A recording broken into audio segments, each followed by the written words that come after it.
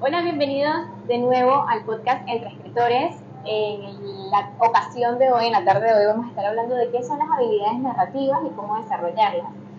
Bienvenidos a Entre Escritores, el podcast hecho por escritores y otros artistas donde se hablan de los temas ocultos detrás del arte.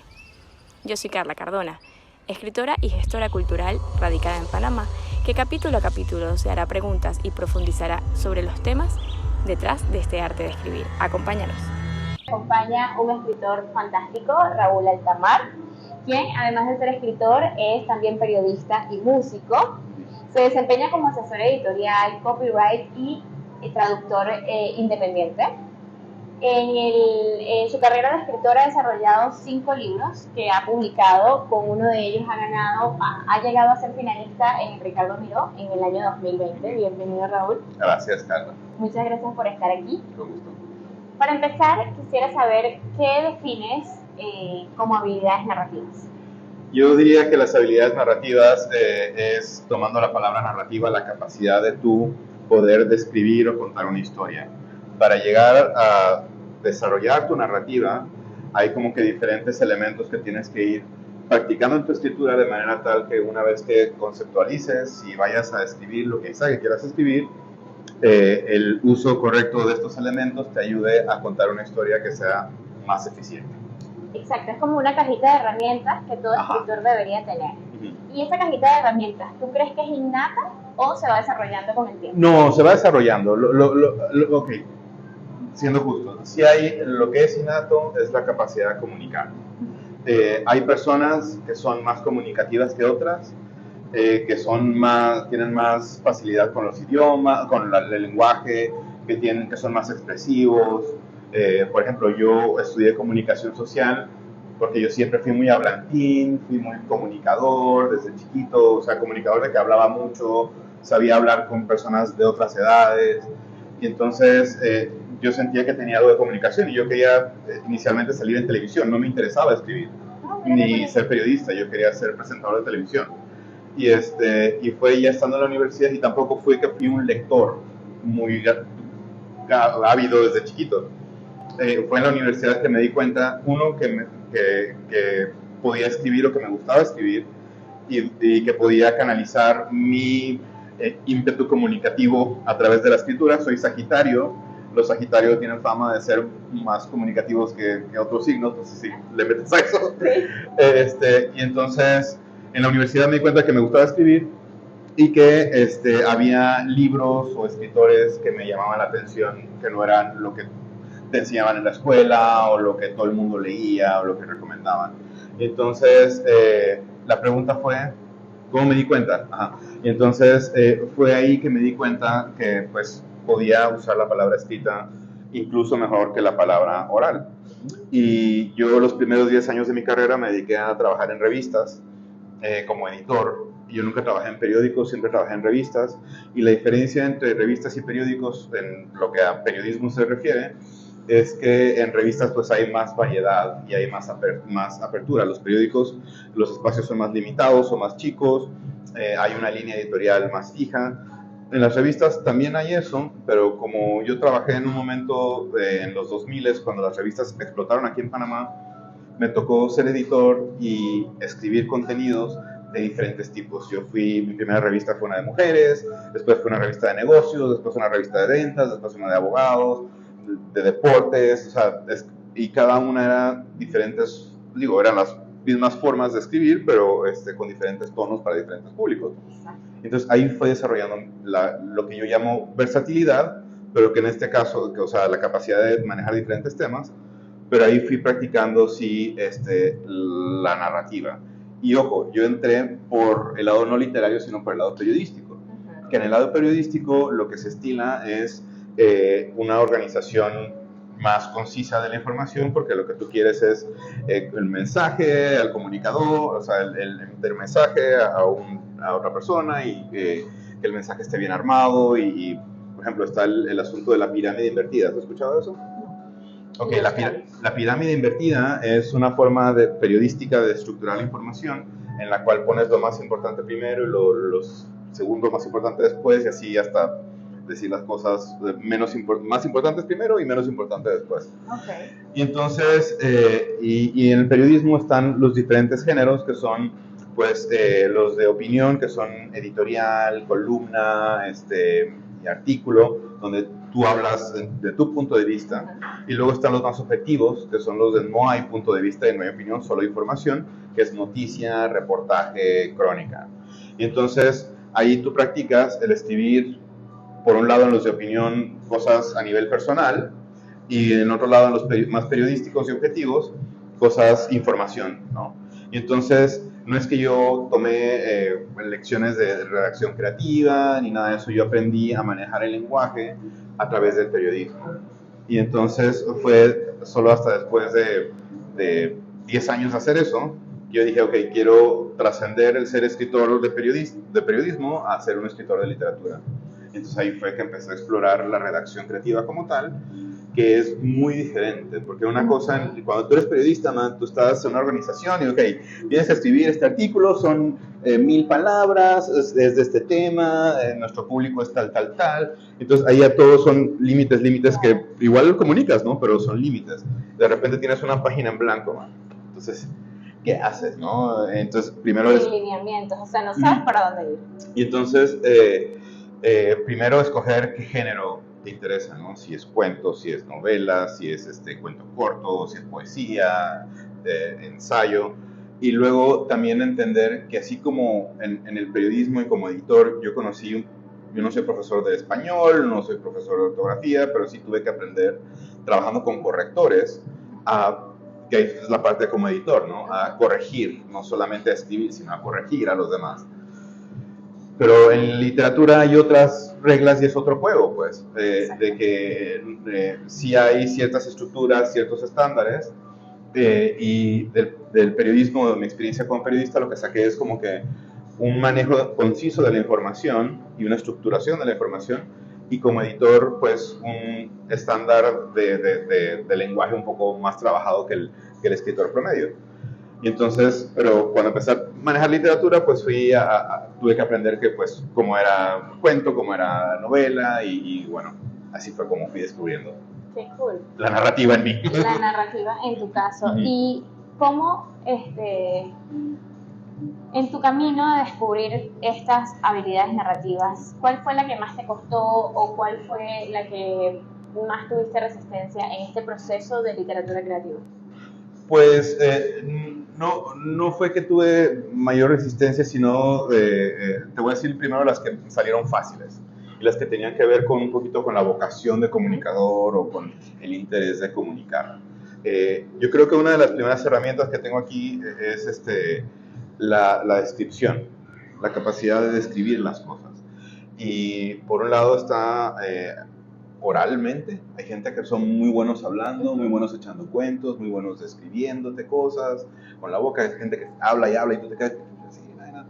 Entonces, eso es una cosa, pero luego cómo lo traduces a contenidos escritos. Entonces, por escrito, ahí tienes que aprender un poco más del lenguaje, que es tu herramienta básica, son tus herramientas, tus tuercas y tornillos, por así decirlo, para tú contar las cosas. Y entonces, de nuevo, sin ser un lector muy grande ni demás, sí me empecé a fijar mucho en leyendo. Y entonces una cosa es leer a conciencia, de leer las cosas fijándote en cómo están escritas, no solamente en recibir la información, sino en cómo están escritas. A mí hay muchas personas que se quejan en la universidad y en la escuela, este profesor me baja puntos por mala ortografía. Sí, pero tú tienes que aprender a escribir bien. Yo tenía la idea muy equivocada, entrando a ser periodista, que todos los periodistas escribían bien, o que tenían una noción por encima del promedio del lenguaje. No es el caso. Sí hay el caso de que sí manejan el lenguaje, sí saben un poquito más, pero la mayoría de los periodistas, sobre todo los periodistas que solamente son periodistas, no editores, o sea, no jefes, exacto, ellos escriben algo y luego se lo pasan a su editor, que es su jefe, y él lo revisa y lo arregla, y luego él se lo pasa a otro corrector, que lo corrige. Entonces, entonces, sea un periódico o sea una revista, lo que escribe el periodista tiene como por lo menos otras 2 capas de corrección, ¿okay? Y entonces yo aprendí eso como editor de revistas. En la parte editorial de libros y redacción creativa es igual. Una vez lo que tú le escribes, tienes que pasar con un editor que te dé varias capas de correcciones. Primero, comentarte acerca de la historia y cómo se ha desarrollado, si hay hoyos en la trama o algo así. Y luego está la revisión un poco más de la estructura, si tiene un buen ritmo y demás. Y luego está la de ortografía y estilo, que es la última, que es la de las faltas de ortografía, los signos de ortografía correctamente aplicados, etc. Y entonces, el punto es que en ambos casos, o por lo menos en la literatura, siempre hay unas capas de corrección. Y entonces yo ya venía sabiendo que tenía que hacer eso, pero pues en un principio busqué personas que me ayudaron, obviamente. Mi primer libro fue con una fuga editorial de Carlos Winter. Trabajé con me estoy yendo, pero igual estoy respondiendo a la pregunta, ¿no? Sí, sí. Trabajé con un editor, Álvaro Valderas, que es muy bueno, muy conocido acá en Panamá, un español. Y nada, y entonces ahí empecé a ver esto de la descripción, esto de la edición, y lo más difícil, que era tu pregunta, regresando a la pregunta si algo me había costado, no, yo ya venía como que con estas herramientas y solamente tuve que adaptarlas a otro formato, buscar otras personas que me enseñaran sobre la edición literaria, o yo fijarme más en la literatura, así como me fijaba en el periodismo. Y entonces quizás el reto para mí fue aprender estas nuevas reglas y complementarlas con las que ya tenía. Claro, me imagino que también viniendo de una estructura en donde te marcaban como que los lineamientos, sí. El reto quizás más grande fue abrirte a esta nueva etapa creativa, en donde no sé exactamente a dónde me va a llevar esto, pero voy. Y ahí entramos en algo que es algo que, por ejemplo, yo he visto que tú estás haciendo mucho en tus cursos y demás, que es ya empezar a poner no solamente tus ideas en tus escritos, sino tus emociones. Que cuando eres periodista, pues estás hablando de información neta, blanco y negro, ¿no? Y aunque sí puedes en algo de opinión poner tu punto de vista, no es lo mismo como escribir un cuento donde estás inspirado en cosas de tu vida, o quieres escribir una novela basada en temas que te llaman mucho la atención, de X o Y. Y entonces quizás sí un reto fue empezar a saber qué escribir sobre mí, qué temas me interesaba cubrir como escritor. Y en ese primer libro que hice, precisamente porque estaba haciendo la transición de periodista a literatura, periodismo y literatura, escribí primero como ensayos, que son como artículos de opinión, así como que cosas que no me publicarían en los periódicos, pero en las revistas, pero con esa misma estructura un poco. Y al final puse 4 cuentos. Y en esos 4 cuentos, que eran más o menos largos, o sea, como 10, 20, entre 10 y 20 páginas cada uno, había un poco de todo. Había gente quejándose sobre el sistema, ahí confrontando a personas. Había un romance que era un romance gay, y había un asesinato de un niño en Albrook Mall. Oh my God. Y entonces, y todas esas cosas eran como que temas que tú, cuando trabajas con periodistas, cuando eres comunicador, tú siempre estás como que en un flujo de información. A ti te llegan un montón de cosas que ves, cosas que la gente sabe, y luego eso lo combinas un poco con tus propias vivencias y tu propia realidad. Y entonces ahí empezaron a salir temas que ya he manejado a lo largo de mis libros, y que me han ayudado como que regresando a la narrativa, a escribir cosas que me eran familiares. Algo que dicen muchos escritores: escribe de lo que conoces, de lo que sepas. Y entonces yo en ese sentido empecé a aplicar esas experiencias personales a pues mis libros. Sí, claro, pero es trazar, es como que entrelazar eso que dices, la información que llegó a tus manos con tu propia perspectiva y con lo que tú puedes percibir y sentir de esa situación. Entonces ese es como que el reto, ¿no? Pasar esa barrera de informar a dar tu punto de vista. Y aquí entra otro elemento muy bonito, que son las influencias. Las influencias es todas las cosas que a ti te gustan y que pues de cierta forma te marcan y que tú quieres, si no emular o imitar, sí como que hacer algo parecido. Entonces, tú claro, con tu libro, pues tú habías leído libros de fantasía y te gustaban estas cosas y entonces eso fue un poco lo que te influyó en ese proyecto, pues. Exacto. Entonces yo he tenido, cuando empecé a leer y empecé a encontrar escritores que eran más o menos de la línea que me gustaban y que no era necesariamente lo que todo el mundo leía, yo dije, yo quiero hacer algo como este o como este o como este. Y también no solamente algo en el sentido de ese tipo de historias, sino también ese tipo de uso del lenguaje. De decir que a esta persona escribe, da descripciones muy, muy largas y muy, muy concisas, o esta persona hace párrafos muy, muy cortos que escribe muy poquito, o esta persona usa la violencia con la ternura, o esta persona, o este escritor, pues. Entonces son las influencias que tú vas leyendo y dices, esto me gusta, y cuando ahora te sientes a escribir tu vaina, empiezan a salir por ahí, pues. Claro, y empiezas a mezclar ese montón de influencias hasta dar con tu propia voz y tu propio estilo. Que eso es lo que tú quieres, eso es increíble. Eso es otra parte de los elementos narrativos que está muy cool que mencionemos en el podcast, porque las personas tienen que saber que para convertirse en escritor primero tienen que ser lectores y luego tienen que como que empezar a copiar o a inspirarse de algún estilo o varios estilos para luego dar con el suyo propio. Es una cuestión como de práctica. Correcto. Y has dicho un punto muy, muy importante que es algo que yo he confrontado en mi trabajo como editor, incluso recientemente, hasta este año, de que no puedes subestimar la importancia de leer, sobre todo si tú quieres ser escritor. Es como si digas, yo quiero ser cocinero, pero no me gusta ir de compras, o no me gusta ensuciarme, o no me gusta lavar platos.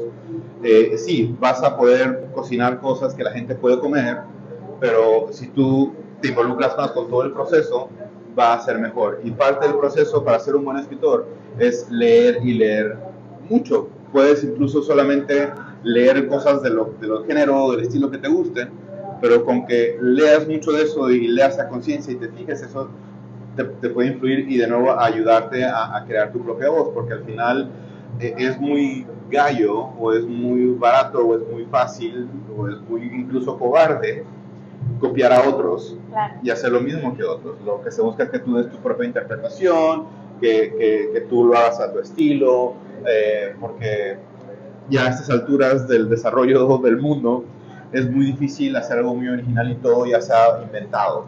Entonces lo que se busca hoy en día, sobre todo en la era de las comunicaciones y las redes sociales, en las cuales ya cada individuo tiene el poder de comunicar en su propia red social, en su propio blog o directo a Amazon, es, ok, dame algo personal, dame algo que sea tuyo, algo que sea un poquito original.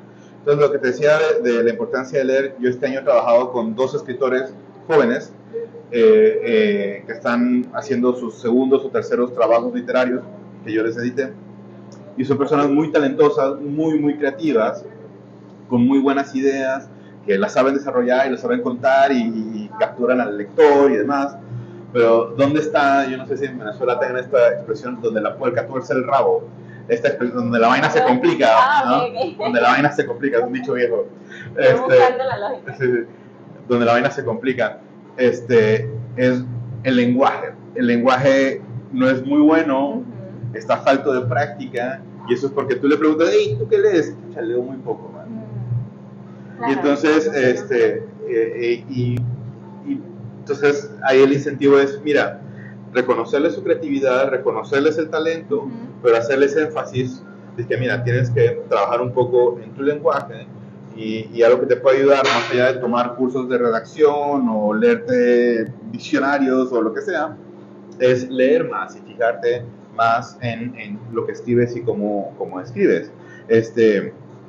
Y sí, eso. Claro, pero hay un paréntesis entre la lectura, porque está la lectura por disfrute, que es la lectura en donde experimentas varios géneros y no sé, eliges un libro por el título que te llama la atención y te disfrutas la lectura, y están estas lecturas que haces por análisis, que cuando te conviertes en escritor empiezas como a leer desde otro punto de vista, a leer desde el punto de vista, wow, cómo le dio este escritor esta transición a esta escena, o cómo hizo este escritor para mezclar este conflicto con este microconflicto, y ahí empiezas como que... Yo creo que una vez que ya te desarrollas como escritor, ya siempre lees así. Es muy difícil leer otras cosas sin estar consciente de ello, y de hecho eso es algo que tú buscas, porque precisamente eso te ayuda a manejar mejor el lenguaje y comunicar mejor lo que sea que quieras comunicar. Hay personas que son snobs, no snobs, hay de todo, pero hay personas que, por ejemplo, empiezan a leer un libro o no les gusta, lo dejan leer, o personas que son más estrictas con el lenguaje o que trabajan en la vaina y lo empiezan a leer y dicen no, está muy malo, y lo dejan. Yo, por trabajo y por compromiso, si empiezo a leer algo y aunque esté malo y no me guste, yo lo trato de llegar hasta el final para tener un análisis más completo y para también saber qué puedo mejorar yo en mis cosas, no voy a llamar a todos los escritores y decirle, hey, mira, esto así o esto asado. Claro. Pero sí ya hay ese asunto de que ya me cuesta leer cosas solamente por placer, y solamente la lectura se vuelve placentera cuando el texto está bien hecho. Claro, y el texto está bien hecho cuando tiene pues no solamente una buena historia y una buena narrativa, sino también que tiene pues editores que ayudan al escritor a hacer el mejor trabajo posible, que ese es el trabajo del editor. Es un buen uso del lenguaje. Y en este proceso de tus proyectos editoriales, además de ese uso del lenguaje, ¿qué otra herramienta has tenido, herramienta narrativa, has tenido que implementar en tus asesorados o en tus proyectos? Ok, la organización. La organización porque, de nuevo, viniendo yo de ser periodista y trabajar en revistas y ser editor y ser jefe, yo estaba acostumbrado pues a saber qué tanto podía redactar, qué tanto me costaba leer, o sea, ya era parte de mi vida eso, ¿no? Pero cuando tú eres un escritor que no tienes ese background en periodismo, o que no has tomado cursos literarios, o has hablado con algún escritor o editores, ¿cómo me organizo para escribir?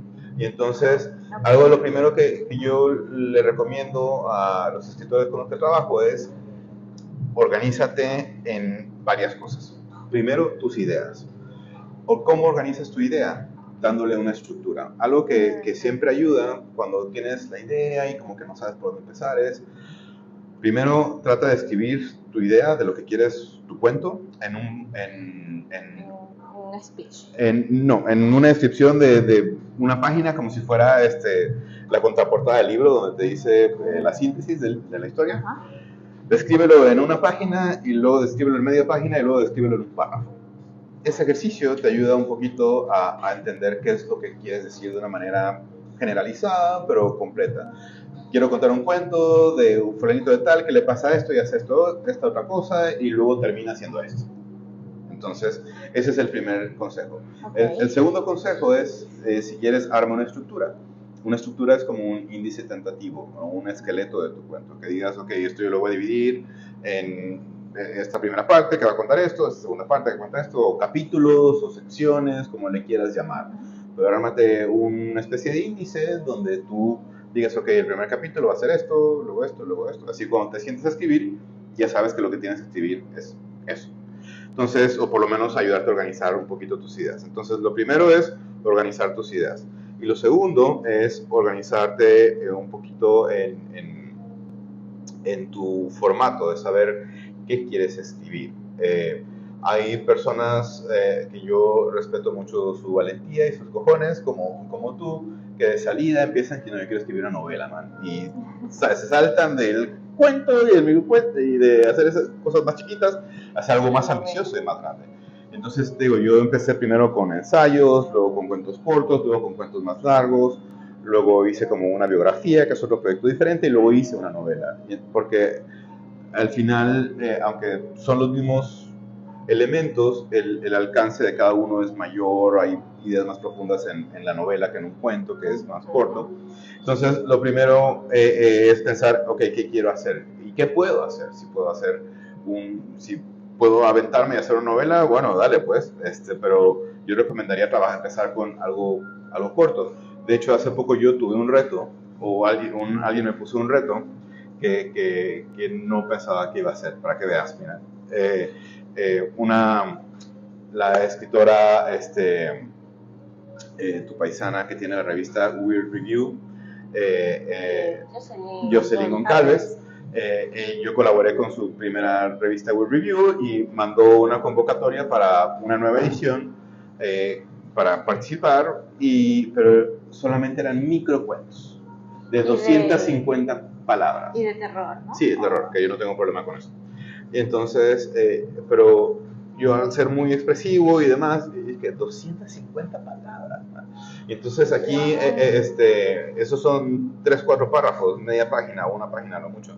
Es igual de complejo que escribir algo grande, porque resumirlo, o sea, es como dos extremos de una cuerda. Escribir muchas páginas es complejo y escribir pequeño también es complejo. Y entonces para mí fue que, ya le quiero aprecio la invitación, me gustaría participar, voy a hacer el cuento más corto que he hecho. Y lo hice y quedó bien y fue algo que está ya a mi estilo, tiene las cosas que me gustan, y entonces mira, sí puedo. Pero para mí fue un reto eso. Y entonces, regresando a tu pregunta, lo primero que le recomiendo a los escritores es organiza tus ideas con un esquema, con un índice, con una especie de descripción, y luego organiza tu formato. ¿Qué formato quieres? Si quieres un cuento, si es un cuento corto, si quieres una novela, lo que sea. Y sí, eso es lo primero. Si quieres el segundo, es para la ejecución, que es cómo trabajar. Entonces, la creatividad. Okay. Todo esto aquí estamos hablando de creatividad. Y la creatividad, sí, por un lado está, la gente dice, ay, ¿cómo te inspiras? Y la musa y toda esa vaina. Y sí hay un elemento de inspiración, de que a veces la idea te llega y la sientes o lo que sea. Pero al final, para algo que la gente tiene que saber de escribir es que es trabajo. Tienes que dedicarle tiempo y sentarte a escribir. Puedes pensar mucho la vaina, pero tienes que sentarte a escribir. Y entonces, lo primero es encontrar cuál es tu horario creativo. Por lo menos yo no soy una persona nocturna. Mi productividad se da mejor en la mañana, no en las tardes, no en las noches. Y entonces, por consiguiente, yo suelo escribir entre 6 y 12 mediodía, y si hago más en la tarde es para revisión. En la noche nunca escribo. Hay personas que son todo lo contrario, que su creatividad les llega en la noche y prefieren ponerse a escribir de 10 a medianoche o hasta la 1, y eso les rinde mejor. Entonces, lo primero que le diría a las personas es, encuentra cuál es tu horario, si es en la mañana, si es en la noche. Y entonces, una vez que ya sepas que eres más creativo a un horario de día o de noche, es que saques tiempo de tu semana para escribir. Entonces, hay personas que tienen, digamos, una persona normal que no se dedica de lleno a esto, que yo tengo mi horario completo, soy independiente, puedo ponerme a cualquier hora a escribir o no. Digamos que tengas un trabajo de 8 a 5 de lunes a viernes, ¿no? Encuentra tu horario para escribir. Entonces tal vez sea para ti mejor hacerlo, digamos que eres padre de familia, pues, y que tienes que cuidar a tus hijos o lo que sea. Hay algunas personas que este horario nocturno, digo que ya son las 10 de la noche, ya los niños están durmiendo, ya cenaron, ya terminé mi día, ya me bañé o lo que sea, ya estoy listo para dormir, voy a dedicarle un par de horas a escribir antes de dormir. Eso puede funcionar. Ahí también puedes decir que, ok, si soy de mañana y trabajo quizás un sábado en la mañana, o un domingo en la mañana, o un domingo en la tarde, o el fin de semana, pues, ¿no? Entonces, encontrar, si puedes, día de semana, si es fin de semana, si es día o noche, y empezar a dedicarle, pues, digamos, algunas horas que puedas a la semana, digamos, que independientemente si día o noche o lo que sea, que dediques 2-3 horas a la semana, dividido en los días que puedas. Si es una hora 3 días o 3 horas un día, lo que sea, pero que tú mismo te vayas acostumbrando que, ok, el domingo en la tarde es mi hora de escribir, man. Claro. Y agarres la costumbre, y eso ya te va ayudando a poder, cuando te sientes a escribir, que sepas que, ok, estoy en mi horario, estoy en mi espacio y puedo producir mejor. Sí, se da como un hábito. Creas el hábito, sí. Cuando no estás acostumbrado a poder escribir on demand o con un deadline como es un periodista, ese tipo de cosas te ayuda primero a organizar tus ideas y luego organizar la parte de trabajo de, ok, ¿cuándo le voy a dedicar? ¿Cuánto le puedo dedicar? y cómo se lo dedico. Okay, me encanta. En tu experiencia como editor, ¿en qué área has encontrado mayor resistencia por parte de los escritores? O sea, ¿cuál crees tú que sea el aspecto más complicado? Fácil. Por un lado, el leer más, y por otro lado, el fijarse en el lenguaje. Te digo, este año he trabajado con estos dos escritores. Uno de ellos va a presentar su libro en la Feria del Libro en un par de semanas. Súper buenas vainas, pero no se fijan en cómo escriben. Entonces aquí ya viene a otros tips que les doy a las personas que están escribiendo, que es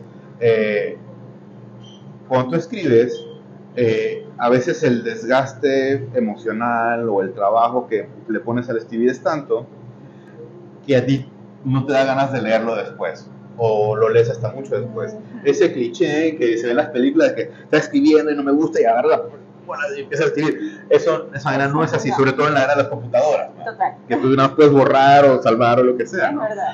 Y entonces, como editor, pues yo me estoy acostumbrado a revisarme a mí mismo. Entonces yo escribo un párrafo, escribo una página y lo vuelvo a leer y me corrijo. Te lo pongo más fácil, un post de Instagram o un chat importante de trabajo o un mensaje familiar. Yo lo escribo primero y lo leo y luego lo pongo, lo pego, donde lo voy a poner y lo vuelvo a leer y lo corrijo y entonces lo mando.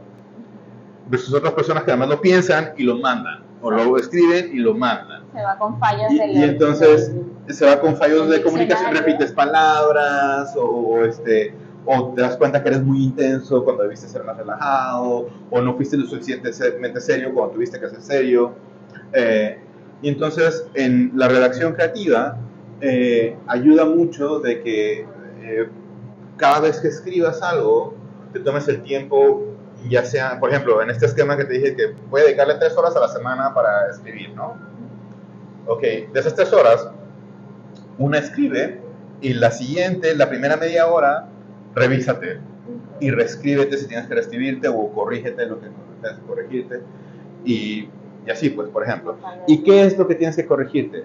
Mamita, la palabra más usada. Eso es lo primero que le digo a las personas. Todos, por cómo nos comunicamos, tenemos mañas al hablar.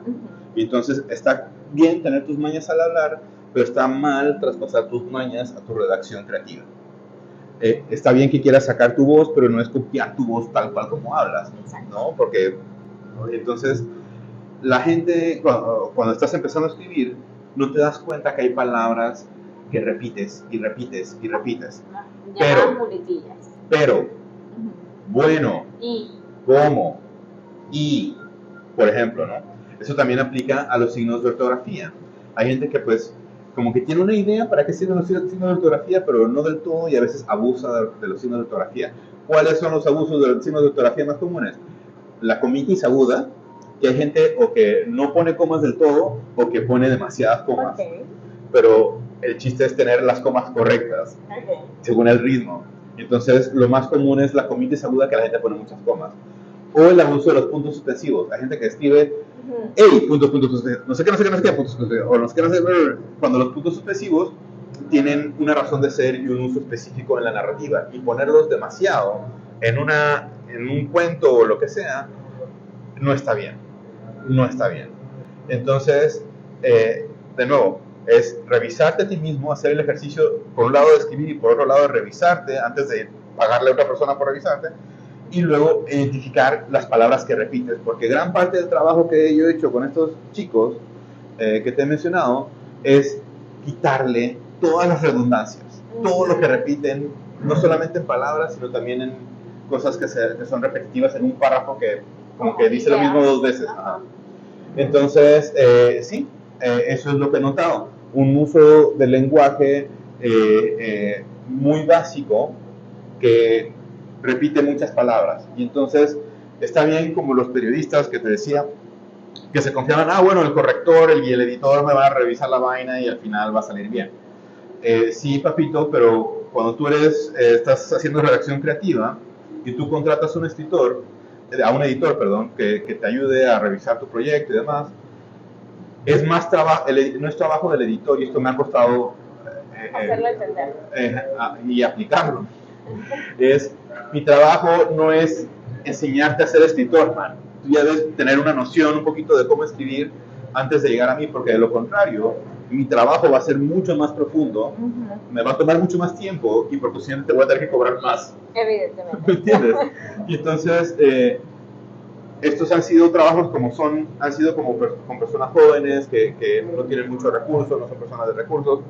Y es una cosa que yo como editor he podido aplicar. Yo, paréntesis, mi papá era doctor y era doctor especialista, tenía 5 especialidades, ¿no? Como ginecólogo. Y entonces, él le costó entender mi vocación como escritor, ¿no? Y que, puta, este va a morir de hambre, no sé qué, y cómo es este trabajo y qué se hace y vaina. Y entonces, cuando ya tenía más de 18 años de carrera y más experiencia, y que mi papá, él, cuando tú eres médico y tienes una consulta privada tu consultorio privado, tú no todo el mundo, bueno, ese era mi papá, no le cobraba a todo el mundo por igual. A algunas pacientes les cobraba todo, a algunas que eran amigas les cobraba ciertas cosas, a algunas personas que les pedían ayuda no les cobraba del todo. Y entonces yo cobro según el cliente. Y entonces no es lo mismo que me contrate una señora de sociedad de una familia adinerada para escribir sus memorias, a que me contrate, como es el caso, un chico que trabaja para una empresa de seguridad y que gana el salario mínimo, pero que tiene mucho talento. Y entonces, pero parte de lo que me ha tocado es que a veces hay que hacer más trabajo, por ejemplo, con estos chicos, de que no reescribirte la vaina, pero sí editarte bastante porque tú no le has puesto suficiente atención a tu lenguaje. Yo pienso que ese vicio de no tener el lenguaje adecuado se puede deber mucho a las plataformas de comunicación actuales. Por ejemplo, el WhatsApp nos ha dañado muchísimo el lenguaje, porque como es una plataforma de mensaje en vivo y que mientras más rápido, mayor comunicación tienes, es como una carrera contra el tiempo. Entonces tiendes a cortar palabras, a no meter signos de puntuación. Ahí yo lo veo diferente. La forma como yo lo veo es esta, que hay comunicación casual y comunicación más formal. Y también hay... Sí, ¿no? Pero entonces, se ha perdido, o sea, ya la línea entre casual y formal se ha desvanecido por el mismo medio. Correcto. Yo, por ejemplo, yo cuando estoy hablando con chats o estoy chateando por WhatsApp, que es con gente que conozco, o por ejemplo con gente que conozco, yo soy más relajado, pues, y no pongo el primer signo de admiración o el primer signo de interrogación, nada más pongo uno, o lo que sea, pues. Pero yo sabiendo que, ok, esto no va a ser publicado, ¿me entiendes? Ajá. Pero sin embargo, mis posts en redes sociales sí me los tomo con el rigor editorial que siempre me ha precedido, y pues los reviso y le edito, y de hecho me da cosa, yo solamente tengo Instagram ahora, yo no tengo Facebook, hacer posts de un solo párrafo. Yo prefiero como que hacer varios párrafos para poder que la lectura sea mejor. Ese es otro consejo también con los escritores primerizos y con los escritores noveles. A veces tú escribes y te vas y te sacas y aunque lo leas, tú piensas que está bien, no sé qué, y cuando te lo ve otra persona, man, ves un solo chorizo, man. De que párrafos largos o no hay separación de ideas. Entonces, una cosa que ya toma tiempo entender en la redacción literaria es el concepto del ritmo. El ritmo como de hacer, por ejemplo, párrafos, el dividir tus ideas en párrafos de cierta extensión alternados a lo largo de tu texto, hace que la lectura sea más dinámica, que las ideas se entiendan, no se concentren en puntos específicos, y que se entienda mejor tu literatura versus hacer cosas muy, muy largas todo el tiempo o muy, ¿no?, muy pegadas, ¿no? Y también el ritmo de ¿cómo se llama?, de capítulos, o de decir, ok, toda esta primera parte es esto, y luego aquí viene esta otra parte, y luego viene esta otra parte, y aquí ya voy a terminar, y aquí solamente va a ser algo más chiquito. Entonces, el pensar de esa forma más dinámica de tu texto le agrega una especie de ritmo que lo hace mejor, que cuando llegas a un editor y tú ves, dices que, ok, Herman, ya son las últimas 20 páginas, aquí ya como que debe ir terminando, entonces, cómo va concluyendo o al principio, o sea, bueno, ese tipo de detalles. Entonces, el ritmo es importante. Y los párrafos ayudan. Me encanta. Bueno, me encantó el capítulo de hoy. Siento que tenemos muchísimos consejos que aplicar como futuros escritores. Y no sé si te gustaría que dejemos el link de ese cuento que compartiste con la revista Word. No, eso todavía va a ser publicado hasta después. Apenas abrió la Puede convocatoria y ya lo mandé y va a ser publicado después. Vale, perfecto. Entonces, déjanos saber tus redes sociales. Ok, sí, me pueden seguir en Instagram, @altamarescribe, y pueden ver mi blog en mi página web, que es altamarescribe.com. Ahí tengo tanto escritos literarios como escritos periodísticos que he hecho en los últimos años. También he republicado cuentos que he publicado en mis otros libros, y también tengo como artículos de cosas de cultura que me gusta escribir, pero allí es, sí, entonces altamarescribe.com y @altamarescribe. El blog lo dejamos abajo en la descripción para que le den clic y lleguen. Muchísimas gracias por esta conversación. Gracias a ti, Carla. Gracias a ti. Hasta luego. Chao.